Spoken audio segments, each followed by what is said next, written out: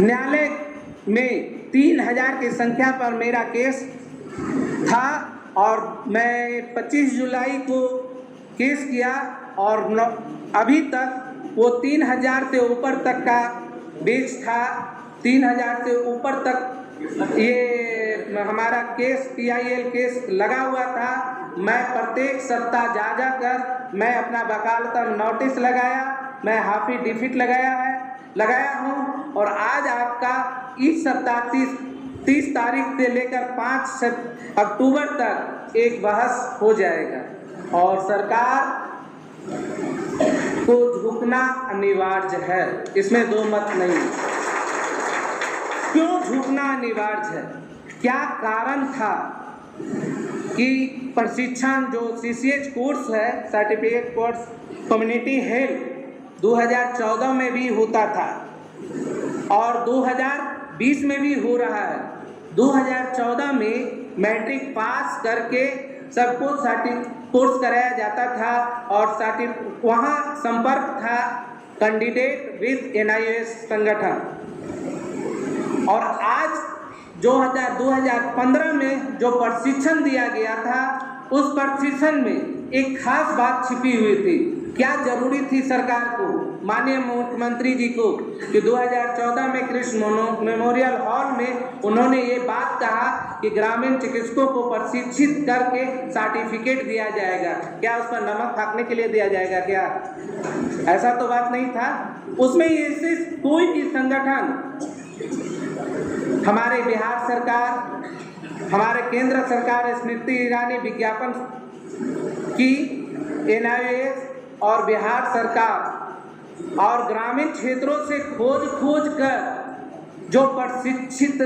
जिनको प्रशिक्षण देना है, जिनको 5 साल का एक्सपीरियंस है, इन्हीं लोगों को क्यों खोजा गया? कोई तो वजह थी जो प्रशिक्षित करने का। सरकार की मंशा कुछ तो थी ना कि भाई हमारे ग्रामीण क्षेत्रों से उन डॉक्टरों को प्रशिक्षण दिया जाए जो 5 साल 10 साल का एक्सपीरियंस हो। सरकार की मंशा छिपी हुई थी, लेकिन बीच में हम ही लोगों के संगठन से नाम नहीं लेना चाहता हूँ, 2015, 16, 17 तक आप नौकरी किए होते। नौकरी नहीं होने के कारण है हम लोगों के बीच से ही कोई व्यक्ति जो हम लोगों को तोड़ने का प्रयास किया और वो लड़ाई 2015 से लेकर 2018 तक वो लड़ाई चला। लेकिन किन्हीं भी ग्रामीण चिकित्सकों को मालूम है क्या?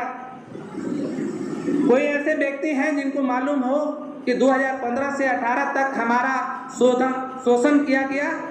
किन्हीं को मालूम है? नहीं। तो हम लोगों के बीच में कोई ऐसी संगठन है जिन्होंने हमारा विरोध किया? क्या ग्रामीण चिकित्सक ब्रिज कोर्स करके ग्रामीण क्षेत्रों में डॉक्टर बन जाएंगे? हम डॉक्टर कहाँ हैं? मैं तो सेवक हूँ, ग्रामीण जनता का सेवक, जो आज के समय में तीसरी लहर के दौर में गुजर रहा है।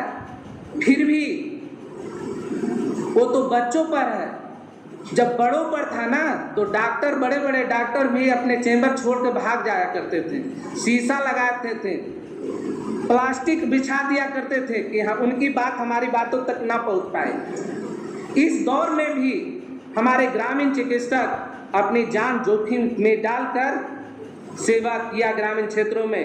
नहीं तो आज के दौर में जिस तरह का कोरोना फैला था, उस स्थिति में ग्रामीण क्षेत्रों में लाश बिछ जाती है और सरकार गिनते रह जाता और गिनने नहीं पाता।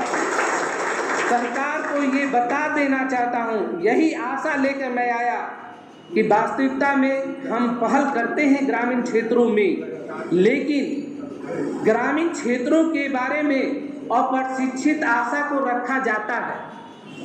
मेरे पास सबूत है उसका। अप्रशिक्षित वॉलेंटियर को रखा जाता है जिसको कटहरा तक नहीं आता है, उनसे सरकार काम लेती है। आप हम लोगों के बीच में NGO है केयर इंडिया, वो काम लेती है, टीचर से काम लेती है सरकार, लेकिन हम लोगों को प्रशिक्षण देने का क्या वजह है? जो वो कार्य करने के लायक ही नहीं हो। न वो नमक उस पर रख के फाँक सकता है, ना अगरबत्ती दिखा सकता है। तो भाई ऐसे सरकार क्यों? तो सरकार का एक वोट बैंक का जरिया है। टीचर को टीचर का 1500 रुपये रखकर 15,000 से 30,000 कर दिए। उन्होंने वोट बैंक बना लिया और आज भी ग्रामीण चिकित्सकों को 2 भागों में बांट दिया है, दक्षिणी या उत्तरी। उनका दलाल नियुक्त कर दिया गया है। मैं खुलेआम ऐलान करता हूँ, यदि सरकार में दम होगा तो मुझे हथकड़ी लगा के ले जाए, यदि गलत हो तो। आज गंगा के ऊपर पहले से पूरे बिहार के समन्वय समिति जी थे, जदयू चिकित्सा समन्वय समिति के डॉक्टर एलवी सर, उन्होंने गलत काम किए नहीं। उन्होंने हम लोगों को पैदा किए, हम लोगों को सम्मान दिलाए, लेकिन कर्म को ढूंढना हम ग्रामीण चिकित्सकों के हाथ में है। और आपका एक साथ एकजुट होकर हमारी हाथों को मजबूत करना है, ताकि मैं न्यायालय से अपना न्याय मांग सकूं। और इसके लिए मैं विस्तार पूर्वक मैं न्यायालय का दरवाजा खटखटा चुका हूँ।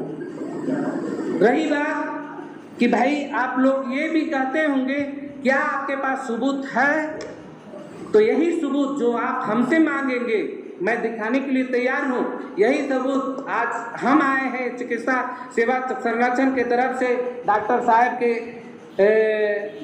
आदेशानुसार मैं अपनी बातों को रख रहा हूँ। इसी मंच पर और भी संगठन लोग आएंगे जो आपको बात रखेंगे, लेकिन उनसे भी एक ही बात कहिएगा, क्या आपके पास ऐसा कोई सबूत है जो सरकार को बताने का कोशिश किए? तो मैं डॉक्टर साहब के माध्यम सर इंडियन मेडिकल एसोसिएशन के सदस्य भी हैं, और भी ऐसे डॉक्टर हैं जो 40-45 डॉक्टर ऐसे भी हैं जो हमारे सम्मान के लिए आगे उन लोग भी बढ़े हुए हैं और हमारी लड़ाई लड़ रहे हैं। और मैं आशा है कि एक दिन सर का आशीर्वाद होगा ग्रामीण चिकित्सकों पर, जो आज आप लोगों के बीच में प्रशिक्षण देकर भी आपको ये आंखें खोलने का प्रयास कर रहे हैं। और इनकी बातों को ध्यान से सुने, इनका प्रशिक्षण को प्राप्त करें और प्रशिक्षण लेने के बाद सर की मदद में लगे, सर से आप बात करें, सर से आप उनसे पूछें। इनका नंबर भी अवेलेबल होगा आपके पास ऐसी केस हो तो इनके साथ रहें। चलिए ज़्यादा देर समय नहीं लूँगा, मैं लास्ट स्टॉपेज पर आ रहा हूँ। मैं आप लोगों के लिए किन्हीं भी व्यक्ति को ऐसा कुछ लगता हो कि नहीं आप यदि ऐसा कोई कार्य कर रहे हैं तो मुझे दिखाएं। तो जो भी व्यक्ति इस हॉल में जो प्रतिष्ठित हैं, जो जानना चाहते हैं, जिनमें कोई शंका हो, तो 2-3 व्यक्ति सामने खड़ा होकर हमसे प्रश्न कर सकते हैं, मैं दिखा देता हूँ। ठीक सर?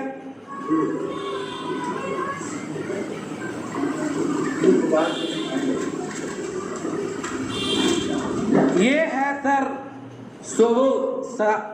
जो भी सबूतें हैं वो माननीय मुख्यमंत्री जी का लिखा हुआ, माननीय हर्षवर्धन बाबू का लिखा हुआ, माननीय राज्यपाल जी का लिखा हुआ। उन्होंने मेरा जवाब नहीं दे पाए, लेकिन उनके पास हर तरह का पेपर मैं पहुंचा दिया हूं। सरकार और न्यायालय की लड़ाई अग्रसर है। न्यायालय अब जानेंगे, उन सरकार से पूछेंगे कि आपने ऐसा क्यों किया, आपने प्रशिक्षण देकर आपने इन लोगों के साथ धोखा क्यों किया।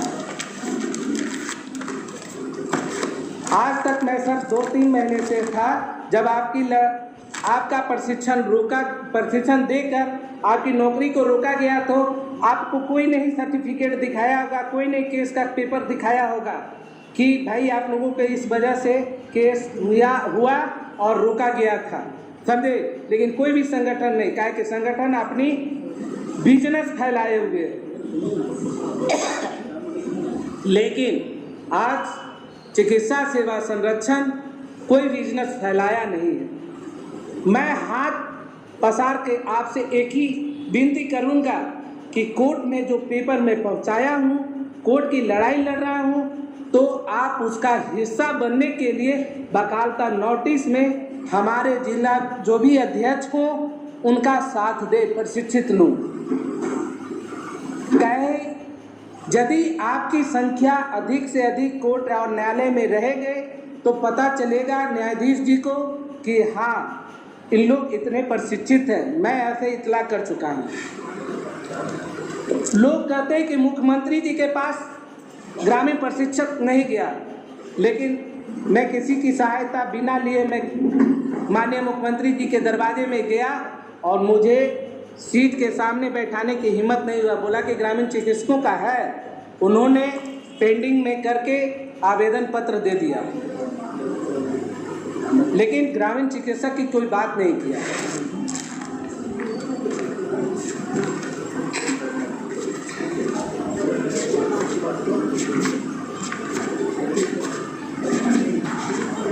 ये पटना हाई कोर्ट का एक्नॉलेजमेंट पेपर है जो आपका रीट हो रहा है। PIL केस है और PIL केस एक ऐसा केस है 3 से 4 बहस में आपका रिजल्ट आ जाएगा। मैं पूरी सबूत के साथ 68 पन्ना का साथ लगाया हूँ। जो आज सौभाग्य है कि कुर्ता की धरती पर आप लोगों को ये केस का पेपर देखने को मिल रहा है, बाकी अभी किसी को नसीब नहीं है। क्यों कि जब हम लोग पटना में किसी तरह का प्रदर्शन करने के लिए, अनशन करने के लिए जाते हैं ना, तो माननीय स्वास्थ्य मंत्री जी का फोन आता है कि कम से कम चिकित्सा सेवा संरक्षण को कोई भी अनशन, कोई भी प्रोग्राम ना करने दिया जाए। क्यों? निस्वार्थ की भावना है चिकित्सा सेवा संरक्षण में, किसी तरह का चंदा नहीं, लेकिन विश्वास के साथ, कर्मठता के साथ ग्रामीण चिकित्सकों की सेवा कर रहा है। अब इसमें एक ऐसी चीज लगा हुआ है, इसमें साफ शब्दों में लिखा हुआ है, सरकार ने लिख कर दिया है कि मैं आंगनबाड़ी से कोई कार्य नहीं लेता हूँ। क्या आप लोग देखे हैं क्या कि आंगनबाड़ी से कोई कार्य नहीं लिया जाता है? लिया जाता है ना। तो भाई हमारी प्रदर्शन कमजोर क्यों बने?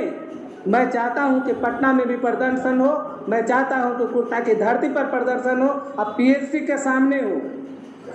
मैं वो सबूत देने के लिए तैयार हूं आपके सामने कि फिर आंगनबाड़ी जैसी महिला शिक्षिका जिसको वेतनमान आप देते हैं उससे क्यों कराते हैं? हमारी पैसा को बचाता है वो सरकार, हमारी पैसा को बचाकर वो किसी और जगह अपने जेबी में रखने का कार्य करता है। जब तक आप जागिएगा नहीं तब तक आपको आपका हक नहीं मिलेगा और हक के लिए छीनना पड़ेगा। इस तरह के कई सबूतें हैं। और रही बात कि मेरा नंबर, व्हाट्सएप नंबर सभी के पास हो, मेरा 24 घंटा मोबाइल ऑन रहता है। जिन भी प्रशिक्षित ग्रामीण चिकित्सकों को कोई सवाल जवाब करना है तो डायरेक्ट कर सकते हैं। मैं आपके लिए तत्पर 24 घंटा तैयार हूँ। लड़ाई लड़ने दे, आपकी हाथ सिर्फ हमारे हाथ सर पर रहे, मैं लड़ने के लिए तैयार हूँ। मैं आज तक कभी किसी के साथ कोई भी चंदा, कोई भी किसी तरह का शुल्क लेने का कार्य नहीं किया हूँ, लेकिन अब जो है बकायदा नोटिस की बात है जिस पर आपका पेपर, आधार कार्ड और NIOS का प्रमाण पत्र जो है रिजेंट और ये मूल प्रमाण पत्र, उसका फोटोकॉपी लगा कर देना होगा और बकायदा नोटिस पर साइन कर मैं ज़्यादा से ज़्यादा संख्या में वहाँ उपस्थित जाहिर करें। काहे कि हम लोगों को काटने वाले लोग भी लगे हुए हैं, ये नहीं कहिए कि नहीं लगे हुए, काहे कि बहुत अपने स्तर से वो अपना प्रचार कर रहे हैं, लेकिन मुझे आप लोगों पर विश्वास है और मैं 100 का 200% विश्वास दिलवाता हूँ कि यहाँ झूठ और फरेब नहीं है। अरविंद पंडित के साथ ये गांठ बांध ले।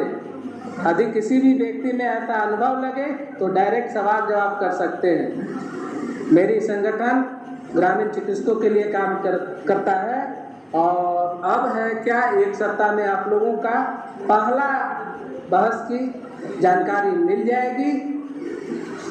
यही कामना करें कि हमारे हक में आए और हमसे सरकार कोई ना कोई काम ले। जब आप 59 साल वाले को नौकरी दे सकते हैं टीचर में, तो भाई मैं 65 साल की नौकरी करने वाला हूँ, हमसे सेवा ले निस्वार्थ निःशुल्क, लेकिन हमें उस जगह उपस्थित करें जो प्रशिक्षित है। ऐसे तो बहुत लोग हैं, लेकिन उनको भी प्रशिक्षित करें, यही आशा सरकार से मैं लगा कर रखा हूँ। चलिए मैं अपनी बात इतना रख कर विराम करता हूँ। क्या मेरी बातों से सहमत है? क्या मेरी बातों से आप लोग सहमत हैं?